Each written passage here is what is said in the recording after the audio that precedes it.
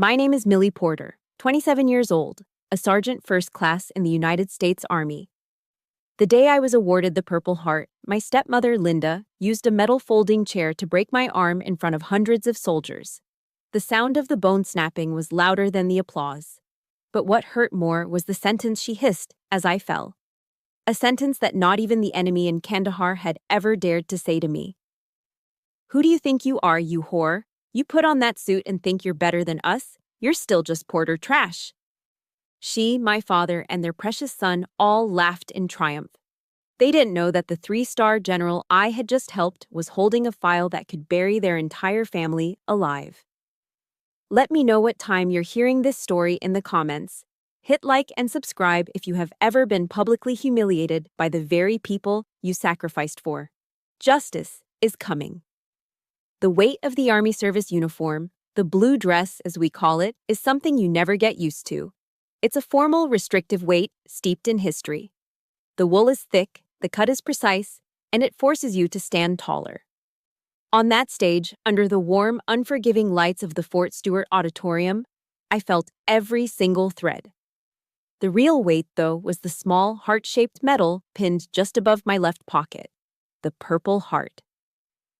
It felt heavier than my rifle, heavier than my pack, heavier than the memory of the explosion that earned it. A wave of polite, respectful applause washed over me from the sea of uniformed soldiers and their families. For a fleeting second, a fragile sense of pride swelled in my chest. This was the moment they tell you about in basic training, the moment that's supposed to make all the sleepless nights, the grueling marches, and the terror of combat worthwhile. This was validation. This was honor. But my honor felt hollow, and my pride was a lonely island. My eyes scanned the crowd and found them in the third row. My family. Linda, my stepmother, had her head tilted toward my half-brother, Kyle. I couldn't hear her words, but I didn't need to. I saw the conspiratorial whisper, the way her lips curled into a smirk that Kyle mirrored perfectly. They weren't looking at a soldier being honored. They were watching a circus act, a tedious delay before they could get to the buffet. And then there was my father, Daniel. He wasn't looking at them, and he wasn't looking at me. He was staring intently at his own polished shoes, as if they held the answers to the universe. His posture was a portrait of practiced indifference, a complete and total refusal to participate in my moment. In that instant, I realized the painful truth. I was on a stage, surrounded by strangers who saw a hero, while my own family, my designated audience of honor, saw nothing more than an inconvenience. The ceremony concluded. As I stepped down, General Robert Hayes, the 3-star legend who had pinned the medal on my chest, took an unsteady step. He was an older man, and the long ceremony had clearly taken its toll. My training kicked in automatically. I reached out, my hand steadying his elbow. "Easy there, General," I said quietly. It was a simple act of respect, a reflex. But from the third row, it was an unforgivable crime. A sharp hiss cut through the fading applause. "Putting on a show again." The voice was Linda's, dripping with a familiar, acidic poison. To her, my kindness was a performance. My respect was a charade designed to make her look bad. I turned my head just in time to see her rise from her seat. The pleasant church lady smile she wore for the public had melted away, replaced by a mask of pure, unadulterated envy. She wasn't walking. She was striding, moving with a predator's purpose down the aisle. Her cheap, drugstore perfume, a cloying floral scent, arrived a second before she did. In that moment, I knew. The hunt was on, and I was the prey. Time seemed to warp, stretching and slowing down. I saw her snatch a metal folding chair from the end of a row. The fluorescent auditorium lights glinted off the steel frame as she raised it high. There was no hesitation in her movement, no flicker of doubt. This was deliberate. This was a verdict. My body reacted before my mind could process the betrayal. I threw my left arm up to protect my head, a desperate, instinctual block. The impact was a sickening, white-hot explosion of pain. There was a sound, a horrifyingly intimate sound that would be seared into my memory forever. It wasn't a loud crack like in the movies. It was a dense, wet, fibrous snap. The sound of my own ulna bone giving way under the force of the blow. It was a sound louder and more obscene than any explosion I'd heard in Afghanistan. It silenced the entire room. The collective gasp of 200 people sucked the very oxygen from the air. I crumpled to the floor, the world tilting into a dizzying smear of blurred faces and bright lights. But the physical agony was nothing compared to the words that followed. As I lay there, clutching my shattered arm, Linda stood over me, the chair still in her hand, and she delivered the curse she had been waiting her whole life to cast. "Who do you think you are, you little whore?" she hissed, her voice low and venomous, meant only for me but echoing in the dead silence of the hall. "You put on that costume and think you're better than us? You're still just porter trash." Whore. Trash. The words didn't just insult me, they defined me. They were the labels they had stitched into my soul since I was a child. They were meant to strip away the uniform, the rank, the medal, and remind me that in their world, I would never be anything more than the dirt on their shoes. The most horrific part wasn't the broken bone or the vile words. It was what happened next. Through the haze of pain, I heard a bark of laughter, sharp and cruel. It was Kyle. He was laughing with genuine, unrestrained delight, his face glowing with satisfaction as he watched his older sister writhing in agony and humiliation. And then, my eyes found my father. He sat perfectly still, a statue of cowardice in his Sunday best. He did not move to help me. He did not cry out in protest. He did not even flinch. His empty eyes met mine for a fraction of a second before darting back to the safety of the floor. There was no anger, no shock, no pity. There was nothing. And that nothing was the cruelest complicity of all. His silence wasn't just inaction. It was an endorsement. It was his quiet, unspoken agreement with every word Linda had said, with every ounce of force she had put into that swing. His silence told me, yes, you deserve this. Linda's strike had broken my arm. My father's silence had just shattered my soul.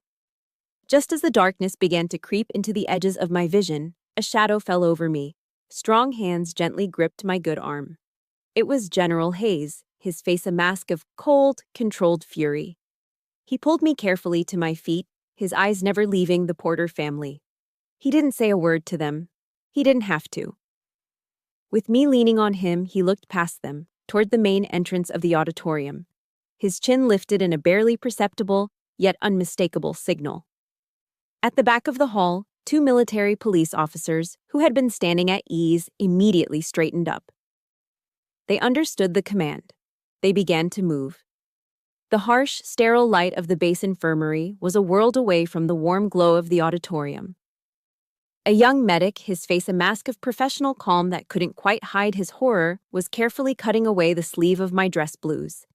The pain in my arm was a dull, throbbing bass line beneath the sharp treble of humiliation.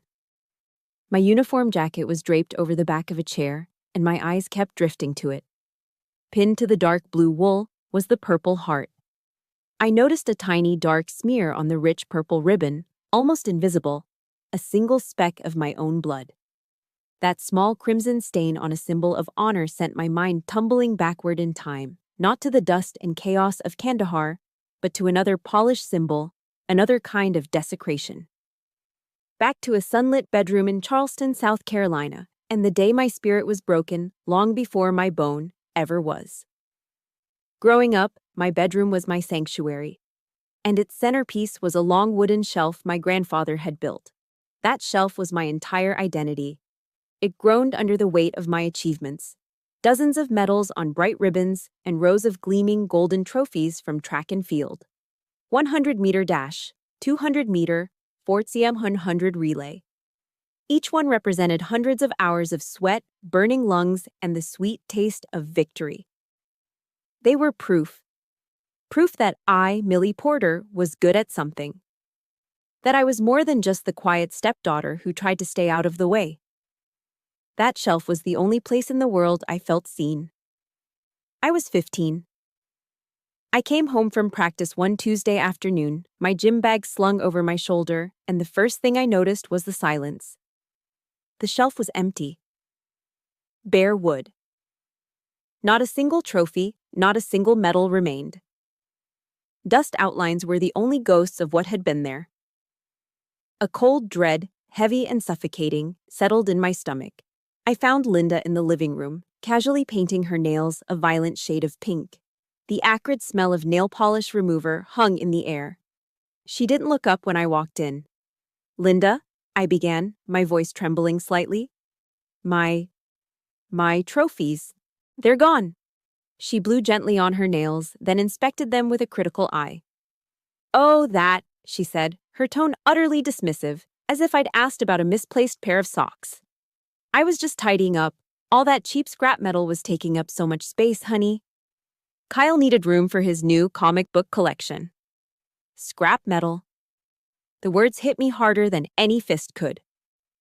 I stood there, frozen, unable to form a reply. She hadn't just cleaned my room. She had erased my history. She had taken the one thing that was mine, the one thing I had earned, and declared it worthless. I found them later, just as I knew I would. They were in the big green trash can out by the curb, tossed in with coffee grounds and greasy pizza boxes. I pulled them out, one by one. The proud, winged figure on top of my state finals trophy was bent sideways, its golden plating scraped and smeared with grime. I sat on the grass behind our house that afternoon, trying to bend them back into shape, crying silent, hot tears of pure, helpless rage. That was the day I learned the Porter family rule. My accomplishments were disposable. The rule was reinforced 2 years later. My first real Army paycheck hit my bank account at Fort Jackson. It wasn't much, but to me, it felt like a fortune. It was the first money I'd ever earned that was completely my own. I had a plan. I was going to the PX and buying myself a pair of sturdy, beautiful leather boots I'd been eyeing for weeks. A small gift, a reward for surviving the hell of basic training. That evening, I called home, wanting to share my good news. My father answered. The moment he heard my voice, he started in with a fake, tearful tremor. It was a performance I knew all too well. He'd had a bad run at the poker table, he sobbed. He owed some guys money, serious money. He didn't know what he was going to do. Linda got on the extension, her voice all sweet concern, mentioning how the refrigerator was on its last legs and how a new one would be a blessing for the whole family. The dream of my new boots dissolved into the static of their demands. I wired them nearly the entire amount, leaving myself just enough for toothpaste and soap. I waited for a thank you. A text? Anything. Nothing came, not from them anyway. 2 days later, a message from Kyle popped up on my phone. "Send more next time. This isn't enough for the new sneakers I want. No hello. No thank you. Just a demand." I wasn't a daughter or a sister. I was an ATM. My father's resentment went deeper than money. Daniel had dreamed of going to West Point his whole life, but his grades and his attitude had slammed that door shut. My success in the one institution he revered was a personal insult, a constant walking reminder of his own failure. He never once told me he was proud. Instead, he'd get a few beers in him on my visits home, and the bitterness would spill out. "The Army's different now," he'd slur, staring at the TV, never at me. "They take women. It wasn't like that in my day. It was tougher then." He could never look me in the eye when I was in uniform. He'd look at my boots, my insignia, the wall behind me, anywhere but at my face. My uniform wasn't a source of pride for him. It was a mirror reflecting a life he never had. The ultimate lesson in my own insignificance came on Thanksgiving. I was stationed at Fort Bragg and managed to get a surprise 72-hour leave. I was ecstatic. I drove the 5 hours straight through the night, fueled by gas station coffee and the fantasy of a real family holiday. I walked through the front door around 6 p.m., my duffel bag in hand, a tired but happy grin on my face. The laughter from the dining room died the moment they saw me. They all stared, Linda, Daniel, Kyle, and Linda's sister, as if a complete stranger had just wandered into their home. Linda recovered first, a tight, annoyed smile plastered on her face. "Millie, goodness, you didn't call. What a surprise." She gestured vaguely toward the table. "Well, come on in, I guess. All the turkey's gone." All the turkey's gone. 4 words that told me everything. They hadn't saved me a plate. They hadn't even considered the possibility. I spent my Thanksgiving eating a cold leftover turkey and mayonnaise sandwich alone in the kitchen, listening to the sounds of their laughter and conversation floating in from the other room. They never once called for me to join them. I didn't stay the night. I got back in my beat-up Honda and drove back to base, tears streaming down my face. That was the moment I finally accepted it.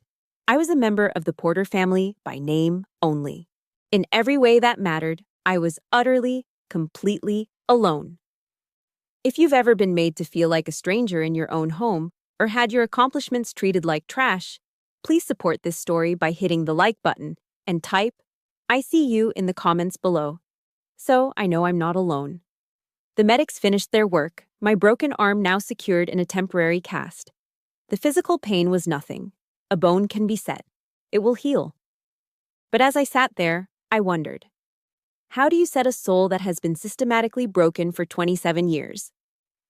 The hum of the infirmary faded into the background as the memories of my past swirled and settled.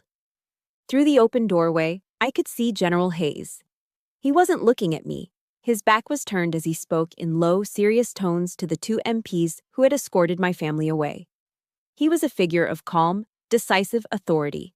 He was taking control. For me. The sight of it sent a tremor through me, a feeling so foreign I could barely name it. It was the feeling of being defended. A thought, clear and sharp as a rifle crack, cut through the fog of pain and memory. I dragged myself out of that mud once before. I can do it again. My eyes fixed on the general's rigid posture, the 3 silver stars on his collar. But this time, I thought, a new, hard resolve forming in my gut. This time, I'm not alone. The escape had started at 18, with a bus ticket to Columbia, South Carolina, and a 10-week reservation in hell, also known as Fort Jackson. Basic training was, by design, a systematic breaking down of the individual. It was 90-degree heat, suffocating humidity, and the constant gravelly roar of a drill sergeant's voice tearing you apart for every perceived flaw. It was push-ups in the mud until your arms screamed, 10-mile marches that left your feet blistered and bleeding, and a deep, gnawing homesickness that tasted like stale MREs. Most of the girls in my platoon cried themselves to sleep at night. For me, it was paradise. It was the first time in my life that the rules were the same for everyone. The first time my sweat and my pain were measured on the same scale as the person next to me. No one cared that I was a stepdaughter. No one called me trash. When Drill Sergeant Reyes screamed in my face that I was a worthless maggot, it was the most beautiful sound in the world. Because he was screaming the exact same thing at the girl on my left and the girl on my right. We were all worthless maggots, together. My effort was the only thing that mattered. When I finished a run first, I was praised. When I scored expert on the rifle range, I was recognized. Here, I wasn't Millie Porter, the family disappointment. I was Private Porter, a soldier. And for the first time, that felt like enough. But freedom, I quickly learned, came with a price tag. And my family was more than happy to send me the bill. After I finished my advanced training, the calls for help became a regular feature of my life. To keep up with their endless cycle of debts and desires, I took a second job. My weekdays belonged to the Army, but my weekends belonged to the Drunken Soldier, a dive bar just off base that smelled of stale beer and desperation. For 2 years, my life was a relentless, exhausting loop. My shift would end at 2 a.m., Saturday and Sunday nights. I'd spend an hour on my hands and knees, mopping up sticky spills and, more often than not, vomit from some private who couldn't handle his liquor. I'd get back to the barracks by 3 a.m., my clothes reeking of cheap whiskey and fried food. The alarm would go off at 5 a.m. for Monday morning PT. I lived in a permanent state of bone-deep fatigue, my body running on fumes and sheer willpower. I did it all just to wire money to an account in Charleston, which was always followed by a call from Linda complaining that it wasn't quite enough to cover the new, whatever it was they suddenly needed. The breaking point, the moment a crucial wire inside me finally snapped, came not on a sticky bar floor, but in the dust and heat of Kandahar, Afghanistan. Our platoon had been ambushed on patrol that day. It was a chaotic, terrifying firefight that ended with all of us making it back, except for a young private named Miller. He was gone. The mood back at the FOB was heavy with grief and shock. I was sitting in a concrete bunker, my rifle across my lap, my hands still shaking, trying to process the fact that a boy I'd shared a joke with that morning was never coming home. My satellite phone buzzed. It was Kyle.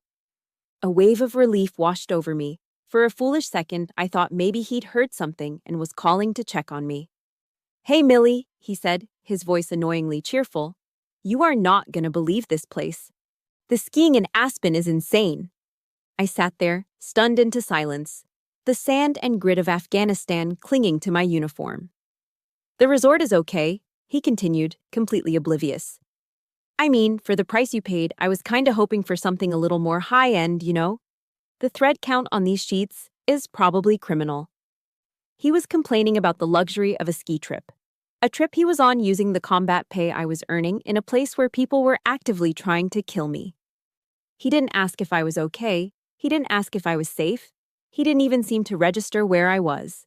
In that moment, surrounded by the very real possibility of death, listening to his petty, trivial complaints, something inside of me just died. The hopeful daughter, the dutiful sister, she bled out right there on the dusty floor of that bunker. After that, I continued to send money, but it was no longer an act of love or duty. It was a tax, a fee I paid to keep them out of my life as much as possible.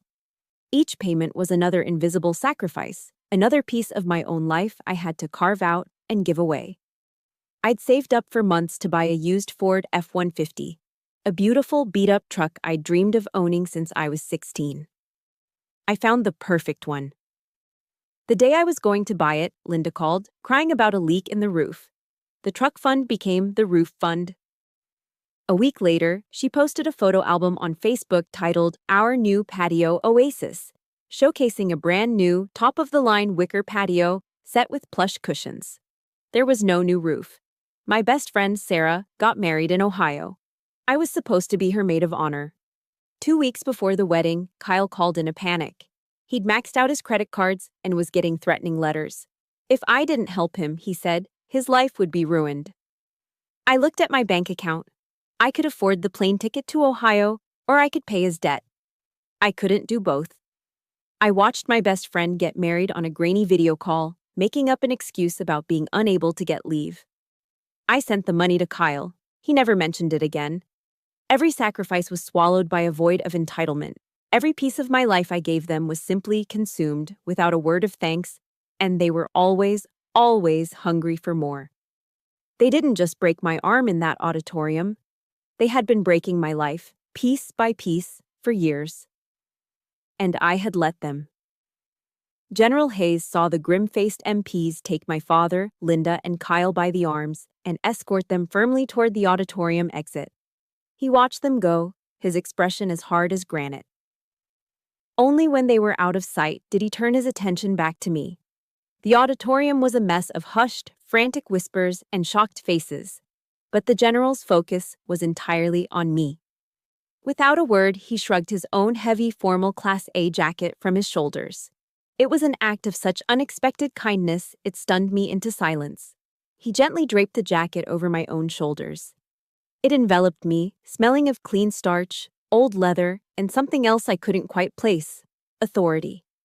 It was far too big, the sleeves hanging down past my hands, but it was the warmest, safest thing I'd felt in my entire life. "Let's go, Sergeant," he said, his voice a low, steady rumble that cut through the chaos. It wasn't a suggestion, it was a gentle command. "You need a hot cup of coffee." He led me away from the prying eyes, down a quiet, carpeted hallway to his office. The nameplate on the door read, LTG Robert Hayes. I felt a fresh wave of intimidation. I had spent my entire career trying to be invisible to men with stars on their shoulders. Being yelled at by a superior was normal. Being cared for by one felt fundamentally wrong, like a violation of the natural order. His office was exactly as I'd imagined. A large, dark mahogany desk stood before a wall of flags, standing silent and proud in their gilded stands. The walls were covered with military honors, commendations, and photographs of stern-faced men shaking hands with presidents and foreign dignitaries. It was a room that radiated power and history. I felt small and out of place, a dirty piece of trash that had been dragged into a museum. I stood awkwardly by the door, clutching the oversized jacket around me. General Hayes didn't sit behind his desk. He walked over to a small side table where a Keurig machine sat. He took 2 clean, heavy ceramic mugs from a cabinet. "Cream, sugar?" he asked, his back to me. "Black is fine, sir," I mumbled, my voice barely a whisper. He didn't press me about what happened. He didn't ask if I was okay. He didn't say a word about my family. He simply prepared the coffee, the quiet whir and gurgle of the machine the only sounds in the room. He brought one of the mugs over, holding it with 2 hands, and offered it to me. I took it with my good hand, the warmth of the ceramic seeping into my cold fingers. He motioned for me to sit in one of the leather armchairs facing his desk, while he took the other. He leaned forward, his elbows on his knees, holding his own mug. For a long moment, he just looked at me, his gaze steady and thoughtful. I braced myself for the questions, for the report I'd have to file, for the official, bureaucratic nightmare that was about to begin. Instead, he asked a single, simple question that changed everything. "In Kandahar," he said, his voice quiet but clear.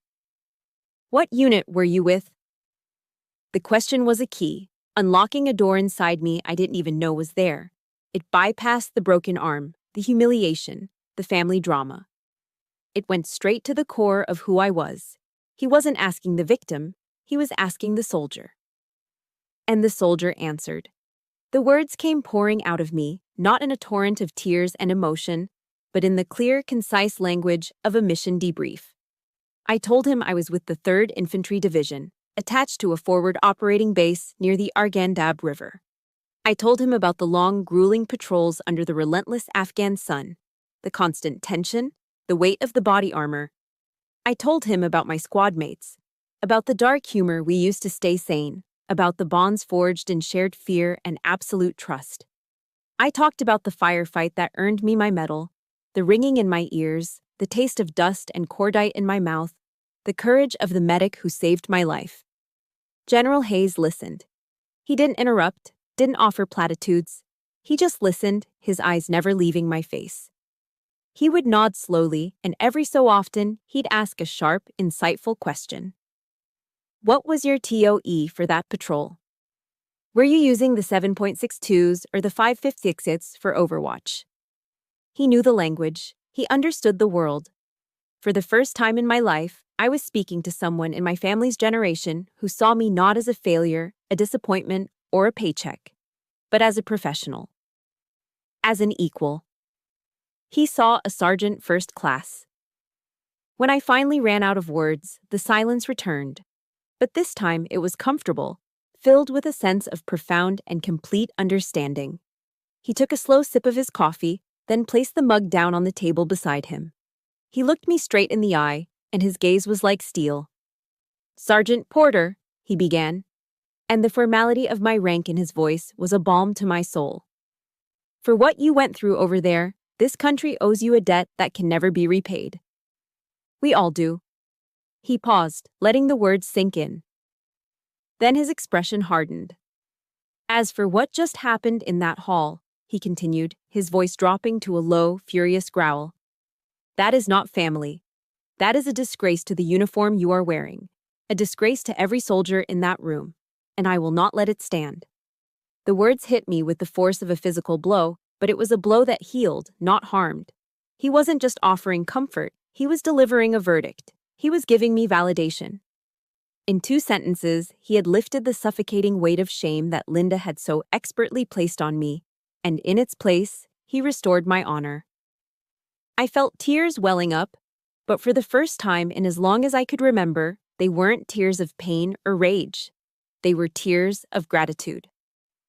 We sat for a few more minutes in silence. When I had finally composed myself, he stood. "Come on, Sergeant, let's get you properly looked at." As we stepped out of the quiet sanctuary of his office, I saw them. Standing awkwardly in the hallway was a small group of soldiers from my unit. Sergeant Evans, Corporal Diaz, and Specialist Riggs. They weren't looking at me, pretending to be interested in a bulletin board on the wall, but I knew they were waiting for me.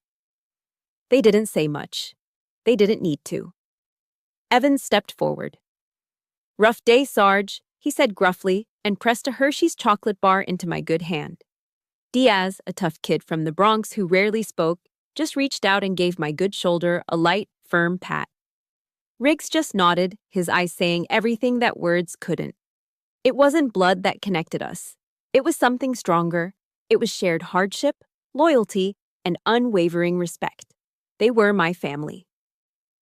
In that moment, standing in a quiet hallway at Fort Stewart with a broken arm and a general's jacket on my shoulders, I finally realized the truth.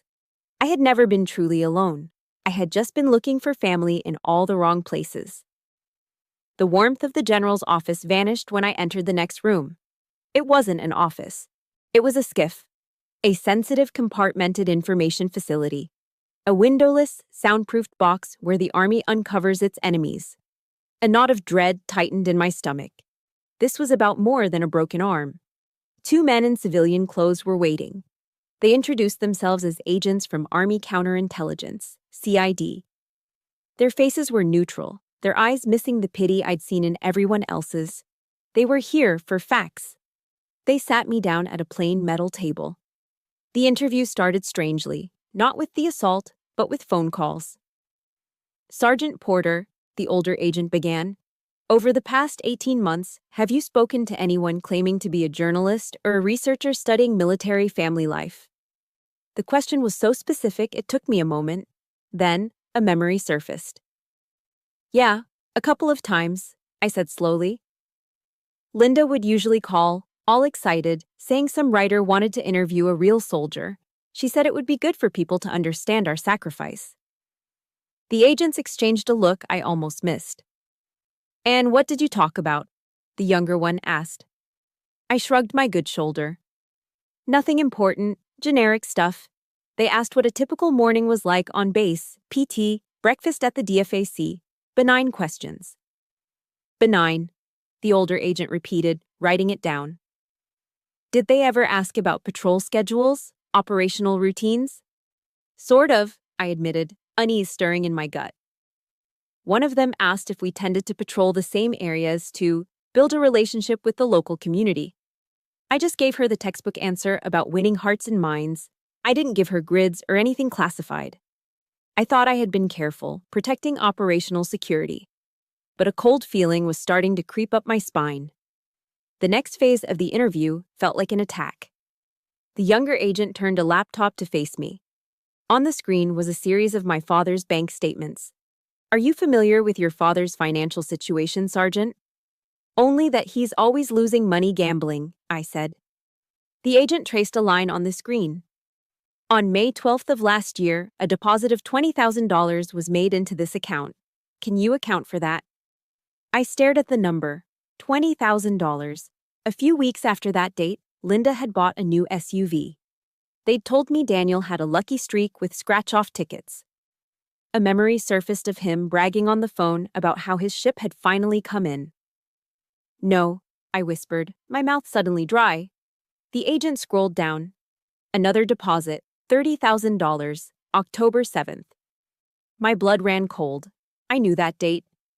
October 7th was the day Sergeant Peterson and Corporal Jensen were killed by an IED on a routine patrol. An IED planted on a route we had used a dozen times before, without incident. The agent kept scrolling. Each large, unexplained deposit, each time my father had won the lottery, lined up with sickening precision to a dark day on my unit's calendar. An attack, a casualty, a tragedy. The new patio furniture, the shopping sprees, the Aspen ski trip. It was all there. A timeline of greed paid for in blood. A wave of nausea washed over me. This wasn't coincidence. This was a pattern. Then came the final piece. They showed me the chat logs from a gaming forum Kyle frequented, pages of his online conversations under the username GoldenBoy43. He was bragging to his online friends, people he only knew by screen names, about his big sister, the Army sergeant. He posted pictures I'd sent home, of me and my squad mates in front of our MR app, photos taken inside the wire. He talked about my leave schedule, when I'd be flying home for R&R. He even dropped the names of guys in my platoon, complaining about how one of them, Sergeant Davis, was a hard ass. The information was piecemeal, trivial details. But the agents explained how, to an enemy analyst, these scraps were gold. A photo from inside the base could reveal layout vulnerabilities. A leave schedule could pinpoint troop rotation times. A name could be cross-referenced, a soldier targeted. They weren't just stupid messages. They were intelligence leaks, delivered with an arrogant smile. I sat there in the sterile room, the evidence laid out before me, the innocent questions from the researchers, the sudden windfalls of cash following tragedy, the moronic bragging of my half-brother. It wasn't a series of separate events. It was a network, a conspiracy, my family. For years, I thought their cruelty was a simple, ugly thing, a cocktail of jealousy and resentment. But this was something else, a calculated, monstrous betrayal.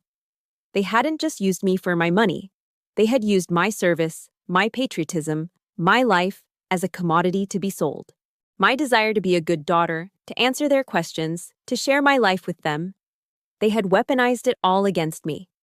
I had been their unwitting spy. The pain in my arm was a distant, insignificant ache. It was nothing. A clean break. This was a deep, septic wound.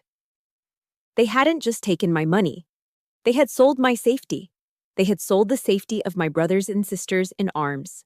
They had sold out my country. The agents finished their questions and left me alone in the silent, humming room.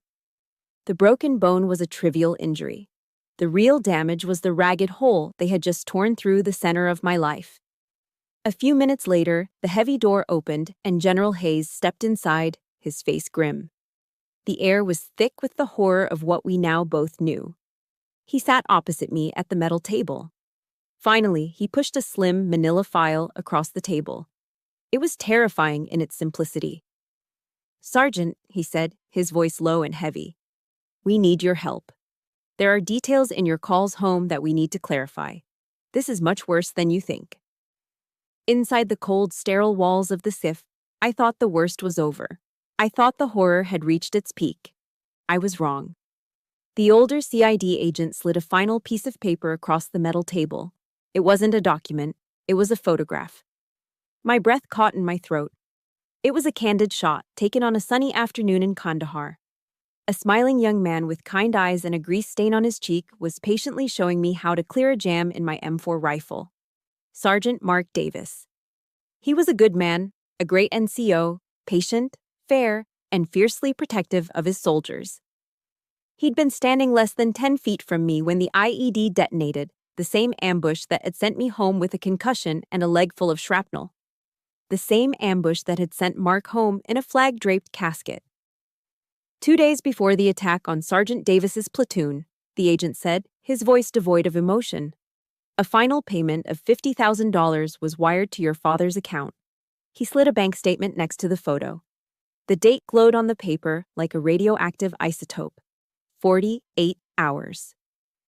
"We have reason to believe that information regarding the patrol route, a route your unit had used multiple times and considered safe, was passed along by one of your family members. Passed along, sold."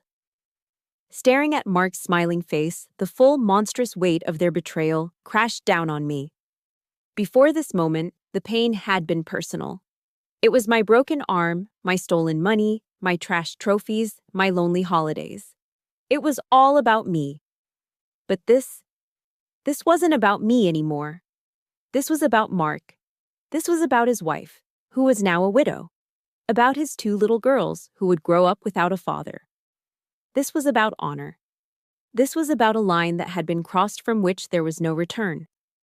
The grief inside me, the personal, selfish grief, burned away in an instant, leaving behind something clean, pure, and terrifying. A soldier's rage. This was no longer a family squabble. This was treason. My phone buzzed in the pocket of the general's jacket I was still wearing. I pulled it out. The caller ID read, Linda. A wave of pure, undiluted disgust washed over me. I looked at the agents, then at General Hayes. He simply nodded. I answered the call and put it on speaker. Millie, honey, thank God. Linda's voice was a high-pitched, syrupy performance of manufactured panic. Baby, where are you? These awful military police are harassing us.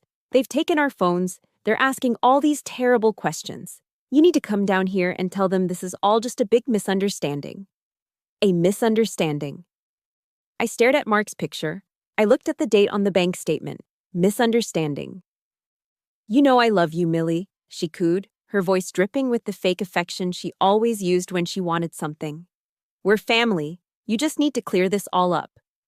The words, I love you, from the mouth of the woman who had broken my arm, the woman whose greed had put Mark Davis in the ground, were the final straw.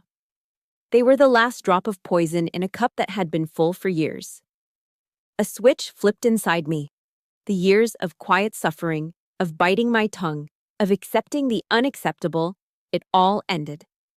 But I didn't scream. I didn't rage. My voice when it came out was terrifyingly calm. It was the voice of a soldier in the moments before a fight when all emotion is stripped away, leaving only a cold, lethal focus. You are not my mother, I said, each word a perfectly formed shard of ice. The line went silent. I could hear her sharp, surprised intake of breath. And this, I continued, my voice never wavering, is not a misunderstanding. This was a choice. And you chose. I ended the call before she could utter another lie. I placed the phone face down on the table with a soft click. The sound echoed the finality of what I had just done. I had severed the last rotten cord that connected me to them. That night, I couldn't stay in the transient barracks they had assigned me. I went back to my own platoon's barracks, back to my room. It was small, Spartan, and it was mine. I stood in front of the small, polished metal mirror in the bathroom, my arm a heavy, throbbing weight in its cast. I looked at my reflection. My face was pale, exhausted, bruised from the inside out. But my eyes were different. The familiar look of weary resignation was gone. In its place, a fire was burning. I met my own gaze and I started to remember. Every single compromise, every silent surrender. I saw the girl pulling her dented trophies from a garbage can. I saw the young soldier eating a sandwich alone in a kitchen on Thanksgiving. I saw the woman in a bunker in Afghanistan, her heart breaking as her brother complained about the thread count of his sheets. Every instance where I had chosen silence, where I had let it go, where I had told myself it was easier not to fight. I leaned in closer, my forehead almost touching the cool metal. I made a vow to the tired, scarred woman looking back at me. Never again, I whispered, my voice hoarse. You will not be silent anymore. You will not make yourself small. You will not let it go. Not this time, for Mark, for Peterson and Jensen, for every soldier whose life they put at risk, and for you. You hear me? For you. If you have ever reached a point where you knew, deep in your soul, that you could not stay silent for one more second, hit that like button. And in the comments, just type the words, never again. Let's create a chorus for everyone who has ever found their voice. The next morning, I woke up before my alarm. The rage was gone. The disgust was gone. All that remained was a single, clear purpose. I put on a fresh uniform, my movements precise and efficient. I walked to General Hayes's office. His aide showed me in immediately. He was standing by the window, but he turned as I entered. I didn't wait for him to speak. I walked to the center of the room and came to the position of attention, my good arm straight at my side. My face was a mask of pure military focus. The broken, confused victim was gone. General, sir, I said, and my voice was like steel. I've been their victim for 27 years. Now I want to be the witness that puts them away. A slow, grim smile touched the corners of his mouth. He looked at me, not with the pity he'd shown me yesterday, but with the deep, unwavering respect of a commander looking at one of his own. Welcome back, Sergeant. My declaration in General Hayes's office was a turning point. I had crossed a line, and there was no going back. The general led me from his office not to another sterile interrogation room, but to the base's Tactical Operations Center. It was a place I'd only ever seen in spy movies, a cavernous, dimly lit room where the air hummed with the quiet energy of serious business. One wall was a mosaic of glowing screens displaying maps, data streams, and encrypted communications. Intelligence officers and analysts sat at their stations, their faces illuminated by the blue light of their monitors, speaking in low, clipped tones. This was the nerve center of the base. This was a war room. General Hayes stood beside a large central briefing table. He, the two CID agents, and a stern-looking woman in a JAG Corps uniform were waiting for me. "Sergeant Porter," the general began, his voice echoing slightly in the vast room. "Welcome to the planning phase." He gestured to the faces around the table. "You have the full and undivided attention of this command. Now, let's get to work." He laid out the strategy, and it was as audacious as it was brilliant. They weren't going to quietly arrest the Porters and let the case disappear into the labyrinth of the military justice system. That would be too easy, too private. Justice, he explained, needed to be as public as the crime. "They tried to strip you of your honor in front of your peers, Sergeant," he said, his eyes locking onto mine with a cold fire. "It is only fitting that they lose theirs in the exact same place, in front of the exact same audience." The plan was set. They would reconvene the awards ceremony. They would turn the scene of my humiliation into the stage for their destruction. "They wanted to make a public spectacle of you," he finished, a grim smile on his face. "We are going to give them a spectacle they will never forget." For the next hour, they walked me through their case. It wasn't a thin file of suspicions. It was a mountain of irrefutable proof. A CID agent handed me a thick, heavy binder. The cover simply read, "Case File, Porter, D. et al." I opened it, and my breath caught. It was all there, a meticulous and damning portrait of their betrayal. It wasn't just the bank statements I had already seen. It was so much more. There were transcripts of audio recordings, grainy but unmistakable, of Linda speaking on the phone with her foreign handler, her voice shifting from the sweet, church lady tone she used with me to a greedy, conspiratorial whisper as she negotiated prices for information. There were printed emails Daniel had sent from a computer at the Charleston Public Library, IP addresses and timestamps neatly logged. He had used a coded language, complaining about the cost of repairs for his old fishing boat in messages that were clearly about selling patrol schedules. They had even found a sworn statement from one of Kyle's local friends, a terrified young man who admitted that Kyle had offered him $500 for details about his brother's deployment schedule from another unit at Fort Stewart. The evidence was an ironclad cage. My testimony, my pain, was no longer just a story. It was the key that locked the door. For the first time, I felt the ground firm up beneath my feet.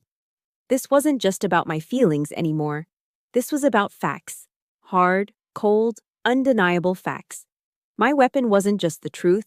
It was the truth documented, stamped, and cross-referenced. Next came the preparation. The JAG officer, a sharp, no-nonsense major named Hansen, sat with me in a small briefing room for hours. Her job was to turn my 27 years of chaotic emotional pain into a clear, concise, and powerful testimony. "We are not telling a sad story, Sergeant," she told me, her voice firm but not unkind. "We are presenting evidence. You are the primary witness. Your testimony must be factual, precise, and unshakable." We rehearsed it again and again. The first time I tried to recount the story of the trophies, my voice cracked, the 15-year-old girl's sense of helpless rage bubbling to the surface. Major Hansen stopped me. "Again," she said calmly. "Just the facts. What happened? Who was there? What was said? Remove the emotion. Let the facts do the work." We did it again. And again. With each repetition, something shifted inside me. The tremor in my voice disappeared. The lump in my throat dissolved. I was no longer speaking as a wounded daughter, reliving a painful memory. I was speaking as Sergeant First Class Millie Porter, delivering a clear, factual, and damning after-action report on a lifetime of abuse. The pain was still there, but it was no longer in control. I had taken the shrapnel they had embedded in my soul and was forging it into a weapon. The final piece of the plan was the most crucial: the bait. Their arrogance is their primary vulnerability, General Hayes had said in the war room. They believe they have won. We will use that. He had an officer from his staff, a woman with a kind, reassuring voice, place a call to Linda. I listened to the recording afterward. The officer explained that after a thorough review, the Army had concluded the incident at the ceremony was a private family matter, and all charges against them were being dropped. Furthermore, I had expressed my deep regret and wanted to make a public apology to them at the reconvened ceremony. A full family reconciliation. Linda's reaction was exactly what we'd predicted. She was smug, triumphant, and condescendingly gracious. Well, it's about time she came to her senses, she'd said. Of course, we accept her apology. We'll be there. I knew them so well. The idea of me, the defiant one, finally being brought to heel and forced to apologize publicly would be an irresistible drug. They wouldn't come to reconcile. They would come to gloat. They would come to witness my final public surrender, to savor their ultimate victory in front of the entire community they'd fooled for so long. And that would be their last mistake. That evening, an official announcement was posted on the base's digital bulletin boards and read aloud at the evening formation. Attention all personnel. The award ceremony from 2 days prior will be reconvened tomorrow at 8:09 hours in the main auditorium. Attendance is mandatory for all available personnel and their families. Lieutenant General Hayes will be making a formal address of critical importance. The trap was set. The players were all moving into position. The battle was about to begin. And for the first time in my life, I was ready for it. The auditorium was filled to capacity, the air thick with a tense, expectant silence. Every soldier not on essential duty was there, their families beside them. They had been told the general had a critical announcement, but the nervous energy in the room suggested they knew this was something more. I stood on the edge of the stage, my arm in a clean white cast, my dress blues crisp and immaculate. From my vantage point, I saw them enter. The Porter family walked in, not with shame, but with an air of insufferable triumph. Linda led the way, a vision in a pastel pink suit, her head held high. She even paused to smile and wave at an acquaintance, the perfect picture of a respected member of the community. My father trailed behind her, his shoulders slightly stooped, but a relieved smirk on his face. And then came Kyle, swaggering in his expensive sneakers, looking around as if he owned the place. They took their seats in the front row, reserved especially for them, and sat back, waiting for the show to begin. They were here for their pound of flesh. They were here to watch me, the rebellious daughter, publicly apologize and beg for their forgiveness. Their arrogance was a physical thing, a sickeningly sweet perfume filling the air around them. I met Linda's gaze across the room. She gave me a small, triumphant smile, a look that said, "See? I always win." I didn't flinch. I didn't look away. I simply held her gaze, and for the first time, I felt nothing. Not fear, not anger. Just a cold, distant pity for the pathetic, hollow creature she was. General Hayes strode to the podium. The room fell utterly silent. He adjusted the microphone, his movements calm and deliberate. He looked out at the sea of faces, his gaze sweeping across every soldier, every spouse, every child. Then his eyes settled on the front row. "Thank you all for being here," he began, his voice a powerful baritone that needed no amplification.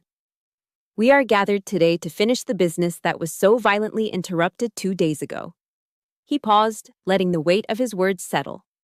Linda preened, a self-satisfied look on her face.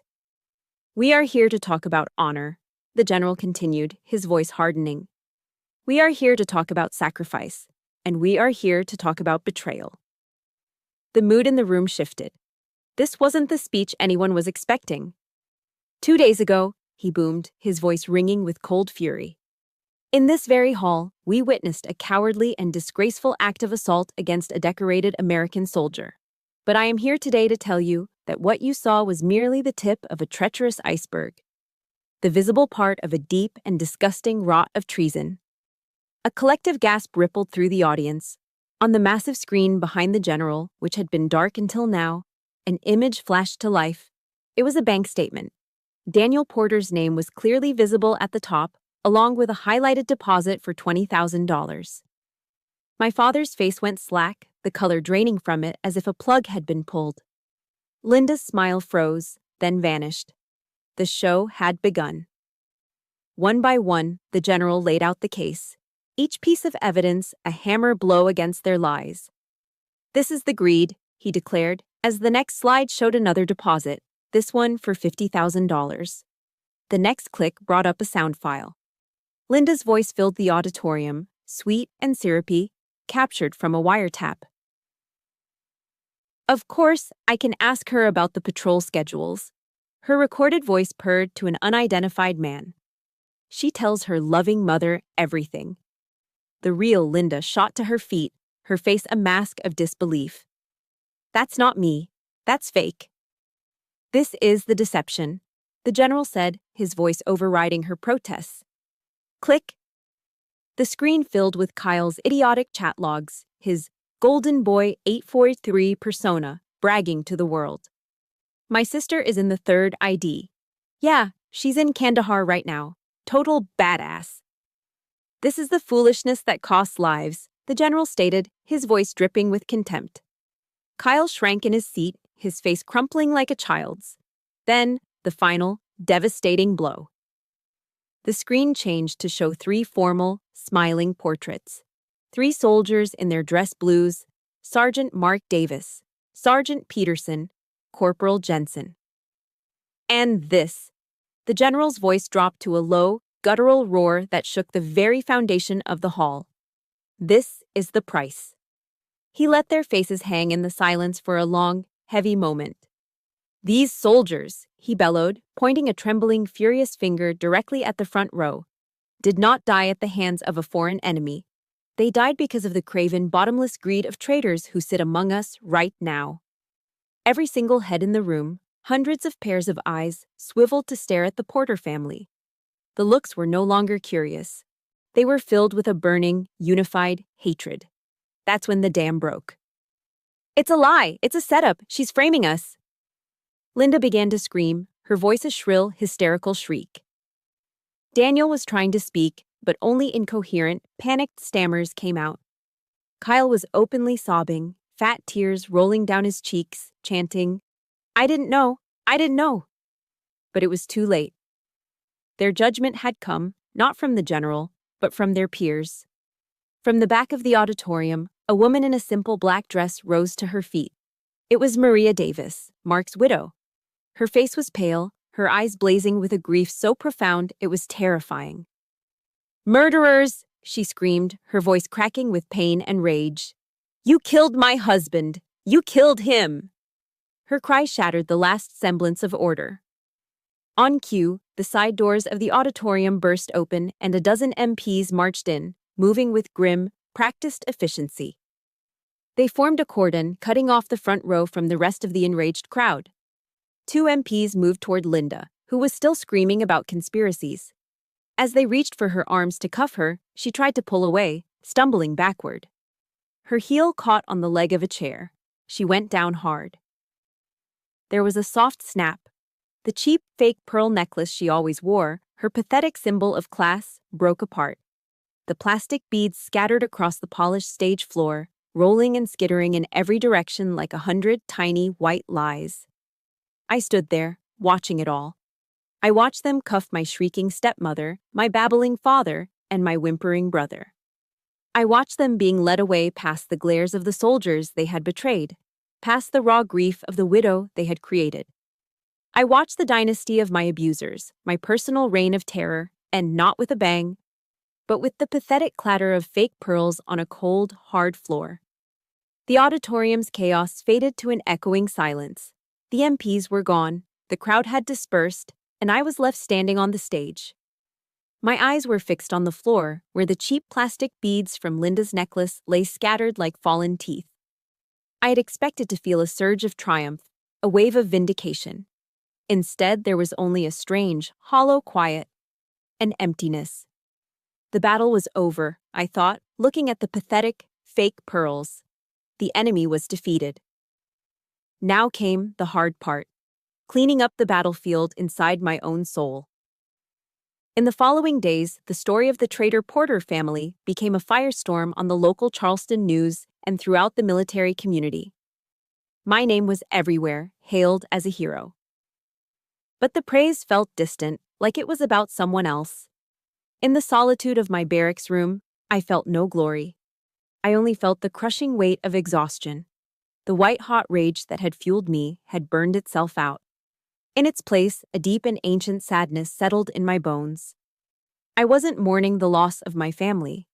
I was mourning the fact that I'd never really had one to begin with. I was grieving for the little girl who tried so desperately to earn their love, for the young woman who sacrificed her happiness for them, for the 27 years I'd wasted hoping that one day they would finally see me. That night, alone in my room, I let myself cry. It wasn't the hot, angry tears of before. It was a quiet, steady weeping, a release of pressure that had been building my entire life.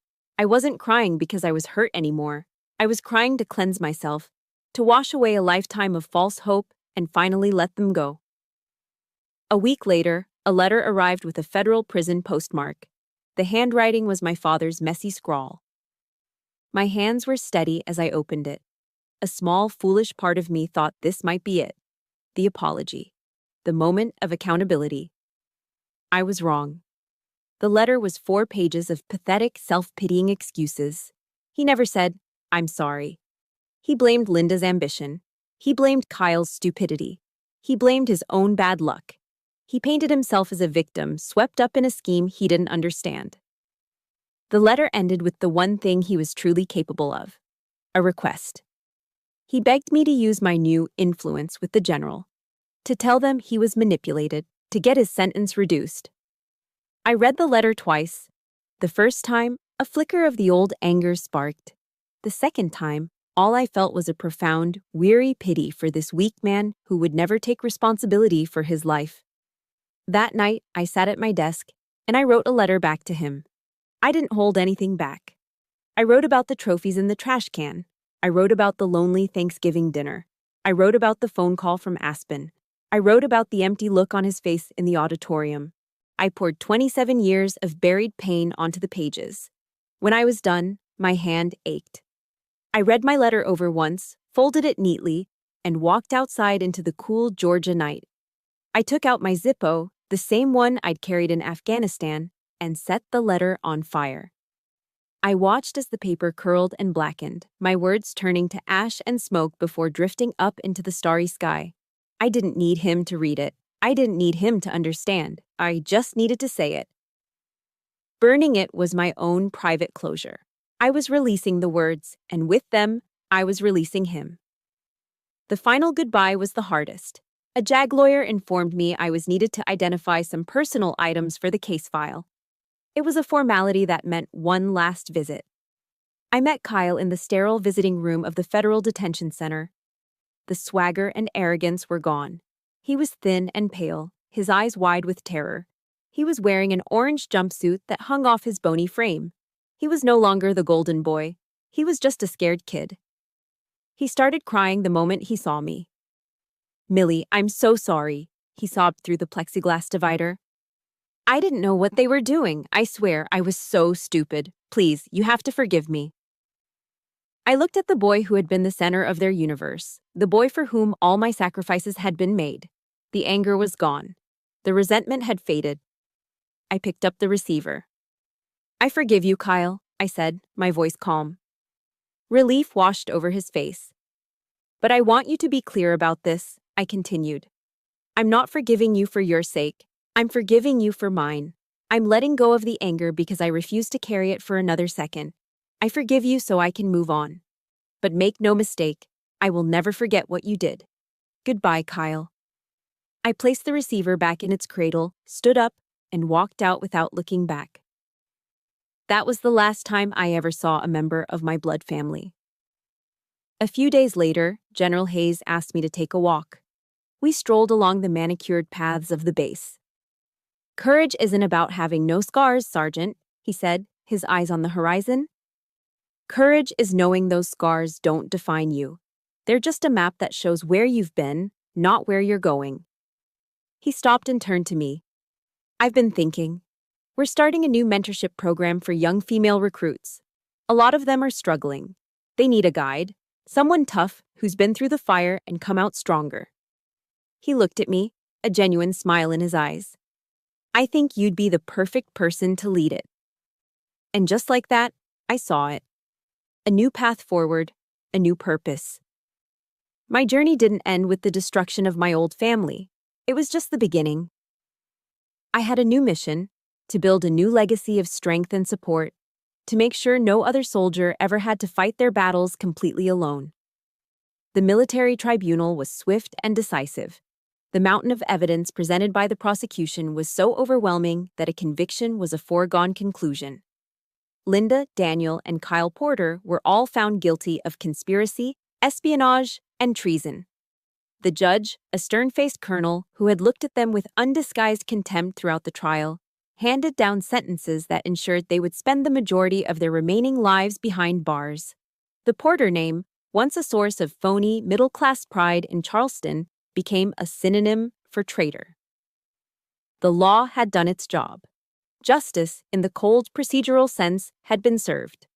But I knew, deep in my soul, that my real justice, my true healing, wasn't going to be found in a courtroom. It had to be built, piece by piece, in the ruins of the life they had almost destroyed. 6 months after the trial, I stood on a different kind of stage. It was a small auditorium at Fort Jackson, the very place my own journey had begun. But this time, I wasn't a scared, lonely private. I was a sergeant first class, and my audience was a room full of young female recruits, their faces a mixture of bravado, excitement, and the same deep-seated fear I remembered so well. General Hayes's mentorship program had become my new mission. I didn't stand before them as a hero or a celebrity. I spoke to them as a survivor.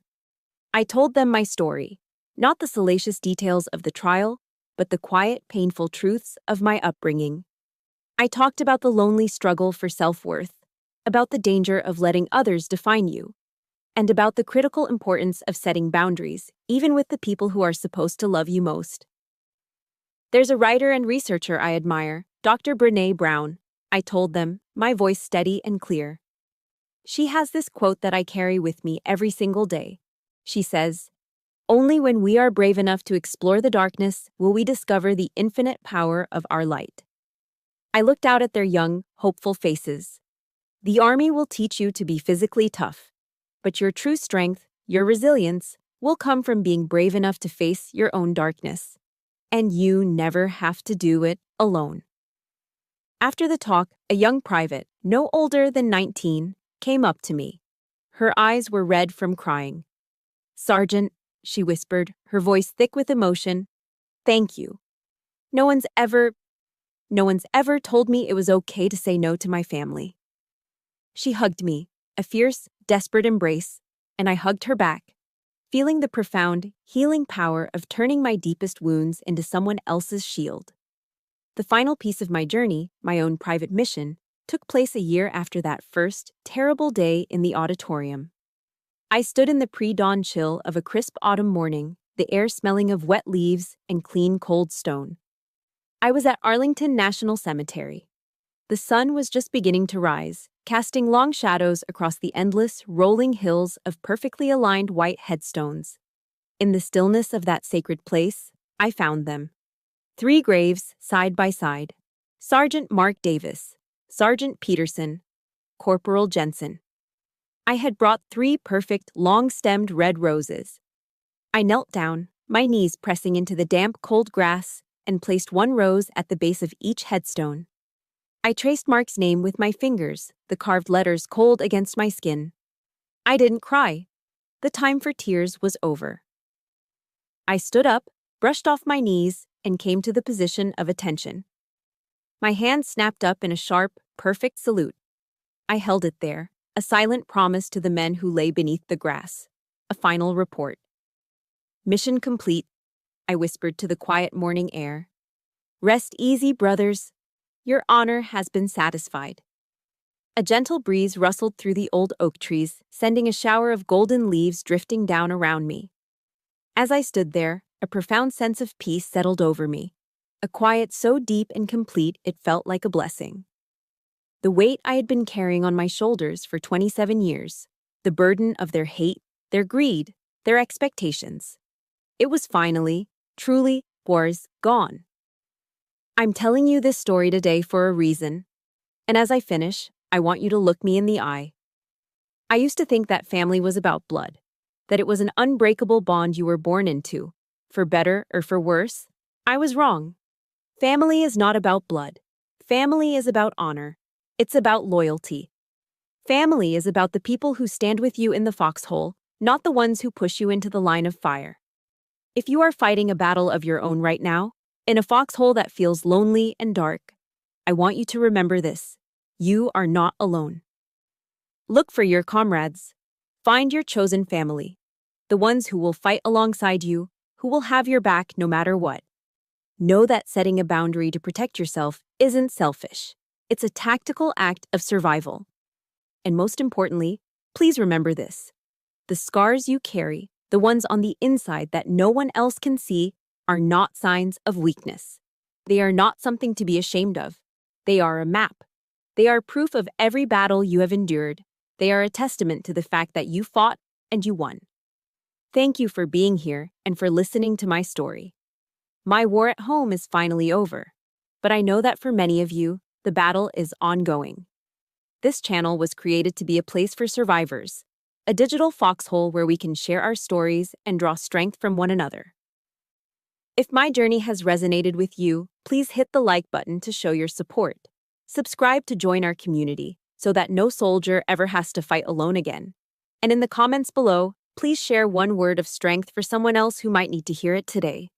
Thank you for being part of my chosen family.